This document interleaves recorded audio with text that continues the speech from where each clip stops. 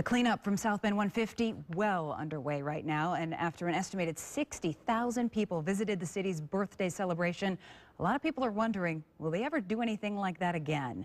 WSBT-22's Patrick Roth talked with volunteers and organizers, and he's at the live desk right now. Patrick, was this a once-in-a-lifetime event? Yeah, Jennifer, that's a simple question that has a very complicated answer. The city says this was always planned as a one-time event, but there are some organizers and volunteers who say they'd like to see something like this happen again, maybe even next year. By just about every measure, South Bend 150 was a huge success. But now, the party's over. All that's left to do is clean everything up.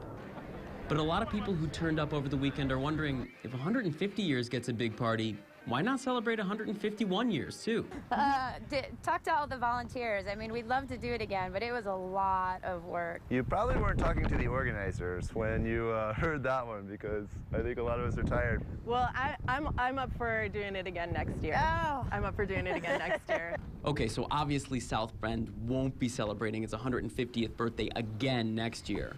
But when you ask volunteers about doing something like this again, but maybe on a smaller scale, you get a different response. This is a template for doing something on an annual basis. A happy birthday, we can celebrate that every year, and it happens to be around Memorial Day, so why not take advantage of that and do it again? And we were able to pull off things that maybe we wouldn't normally be able to pull off.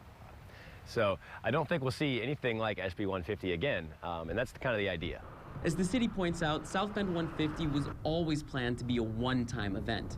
It took more than 75 major community sponsors to come together for planning and funding to pull this off. And that would be hard to do on an annual basis. But the hope is that the memories of the spirit of this event will carry on every day. So the idea is that people will take that mentality, that kind of, wow, look at what we can do, look at what we achieved, and go apply it to their own individual organizations and businesses and neighborhood groups.